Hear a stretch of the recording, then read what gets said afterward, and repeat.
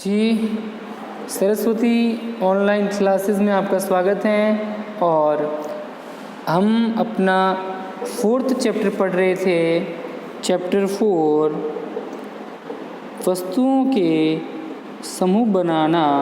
Chapter 4 है वस्तुओं के समूह बनाना। तो इसमें हम पढ़ेंगे कि वस्तुओं के समूह जो हैं वह किस प्रकार बनाए जाते हैं। तो हमने देखा कल कि कुछ वस्तुएं प्लास्टिक की हैं, कुछ लोहे की हैं, कुछ पानी में विलेय हैं, कुछ पानी में विलेय नहीं हैं। तो अलग अलग प्रकार की वस्तुएं होती हैं। तो अब हम वापस थोड़ी सी बात कर लेते हैं विलेय व अविलेय पदार्थ। कुछ पदार्थ पानी में विलेय होते हैं, कुछ पदार्थ पानी में विलेय नहीं होते।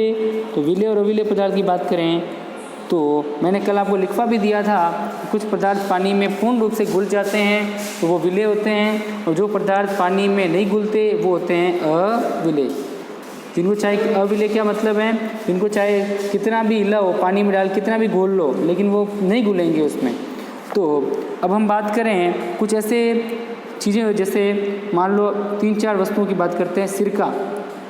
सिरका ये जो होता है ये पूरी तरह से पानी में मिक्स हो जाता है।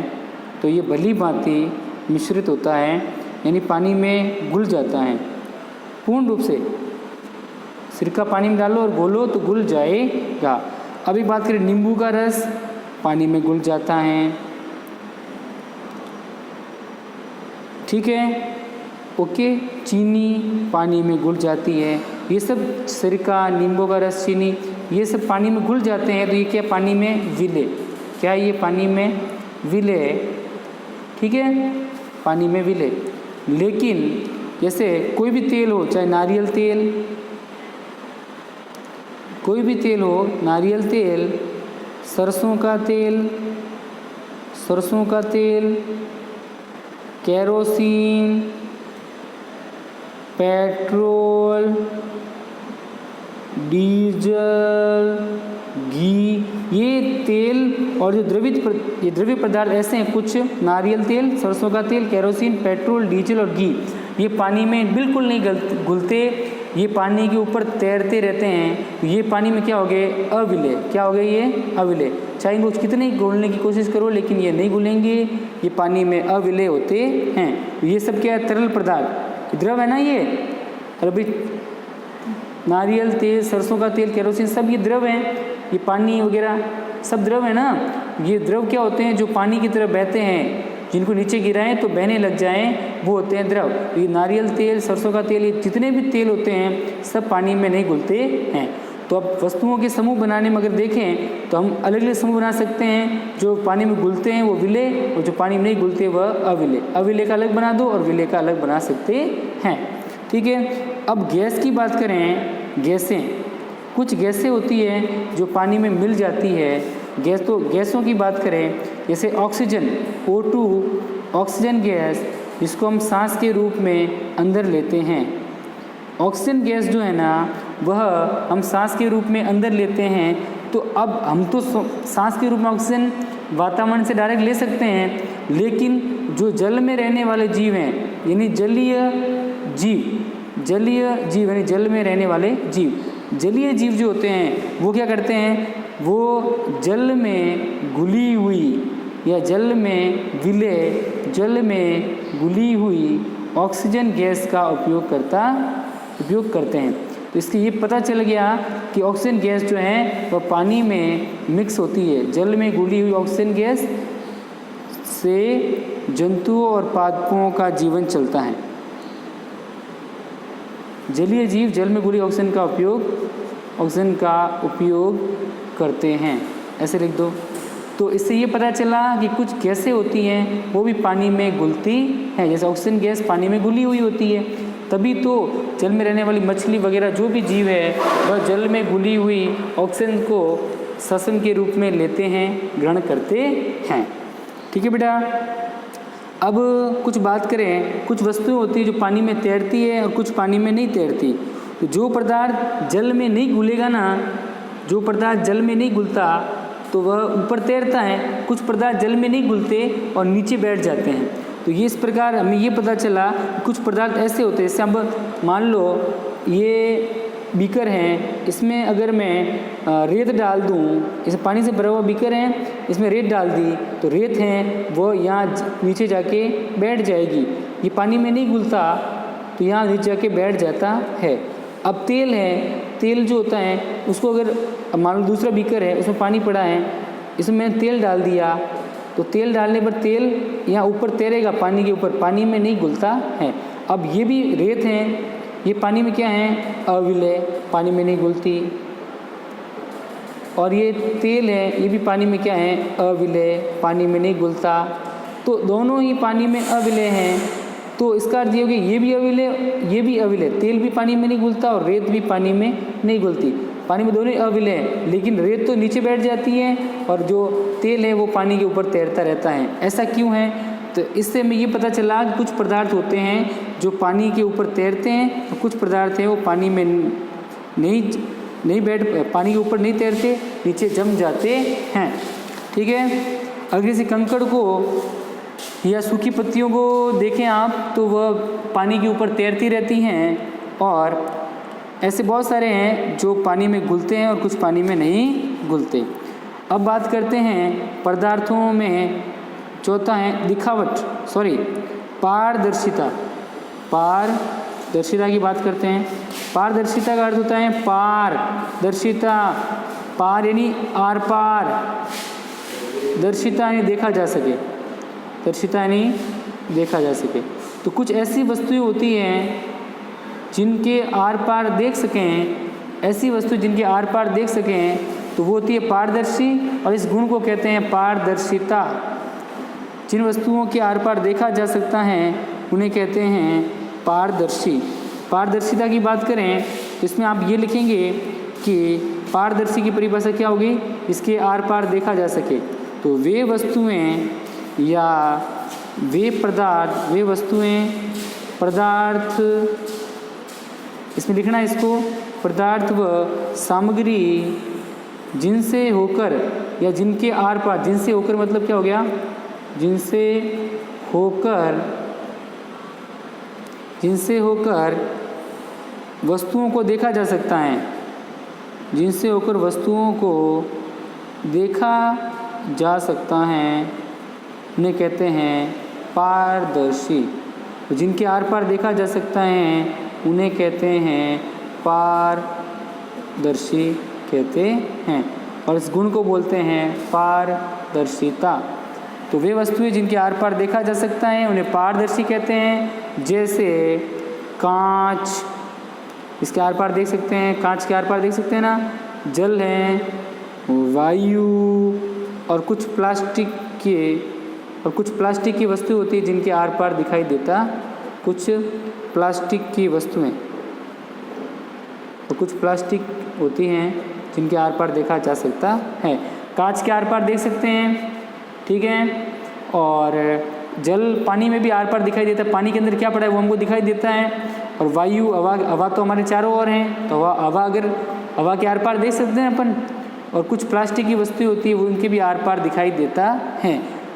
और कभी आप दुकान, छोटे बच्चे होते हैं तो वो कुछ खाने की वस्तु लेने के लिए जाते हैं, तो दुकानदार जो होते हैं उनकी जो छोटी छोटी कांच की बनी हुई ऐसी बंडियाँ होती है, इनके अंदर चॉकलेट वगैरह पड़ी होती है, अलग अलग चॉकलेट, अलग चीज़ें पड़ी होती है। तो कांच की बंडियाँ क्यों रखते हैं, कांच की ऐसी छोटी छोटी बंडियाँ रखते हैं, ऐसी कांच की छोटी छोटी, ताकि इनके आर पार दिखाई दे सके, इसके अंदर कौन सी चॉकलेट पड़ी है वो दिखाई दे सके। अगर वो पूरी तरह से ढकी हुई होगी या काले रंग की होगी तो दिखाई नहीं देगी। तो और लोहे की बनी हुई ये बंडियाँ, तो लोहे के आर पार हम नहीं देख सकते ना, तो इसीलिए दुकानदार जो होते हैं वह हमेशा कांच की छोटी छोटी ऐसी बंडियाँ रखते हैं जिनमें चॉकलेट होती है, ताकि इनके आर पार देखा जा सके। तो कांच होता है उसके आर पार देखा जा सकता है। पानी के भी आर पार देख सकते हैं। अब कुछ ऐसी वस्तुएं हैं जिनके आर पार नहीं देखा जा सकता, उन्हें कहते हैं अपारदर्शी। पारदर्शी मतलब जिनके आर पार देखा जा सकता है, जिनसे पार होकर दूसरी वस्तुओं को देख सकते हैं, वो होते हैं पारदर्शी। कांच, जल, वायु और कुछ प्लास्टिक की वस्तुएं होती है। और अब बात करते हैं अपारदर्शी, जिनसे होकर दूसरी वस्तुओं को नहीं दे सकते।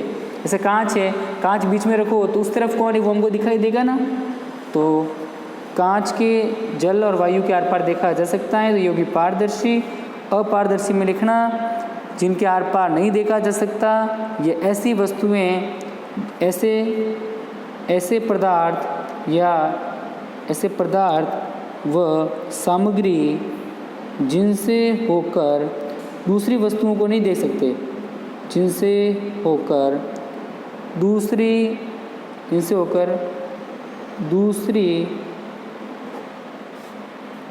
सही लिखना आराम से, दूसरी वस्तुओं को नहीं देख सकते, वो क्या कहलाती हैं? अपारदर्शी कहलाती, उन्हें अपारदर्शी कहते हैं, उन्हें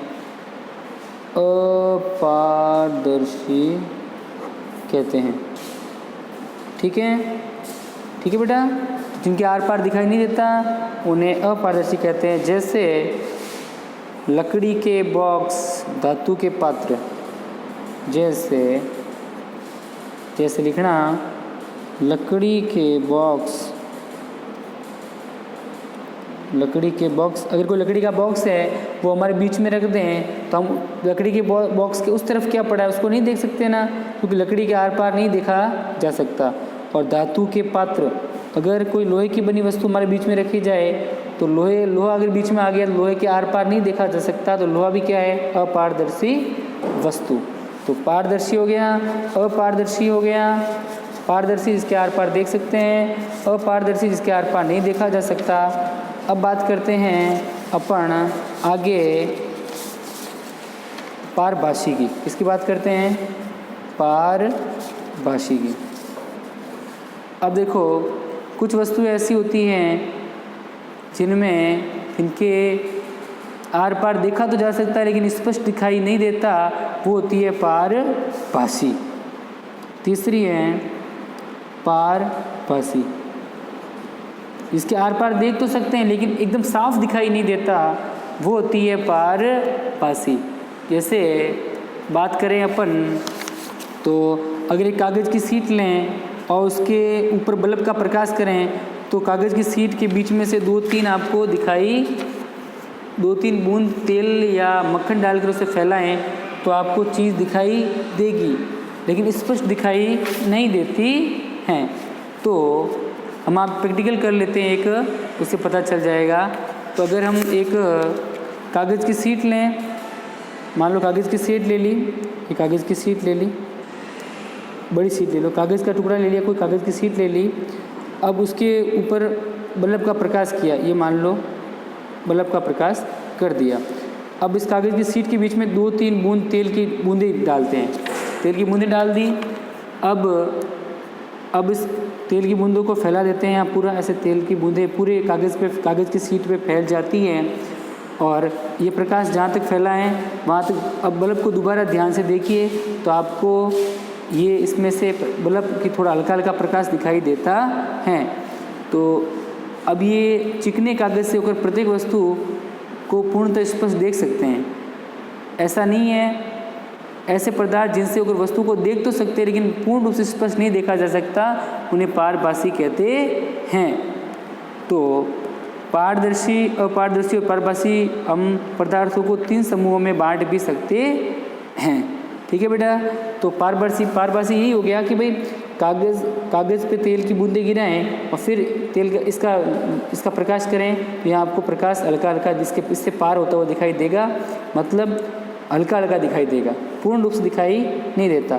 तो जो पारभाषी होते हैं, चलो यहाँ लिख लेते हैं पारभाषी। तो पारभाषी होते हैं वे पदार्थ जिनसे दूसरी वस्तुओं को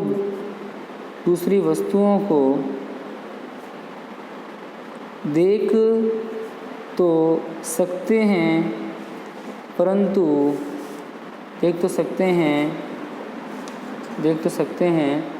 परंतु स्पष्ट दिखाई नहीं देता,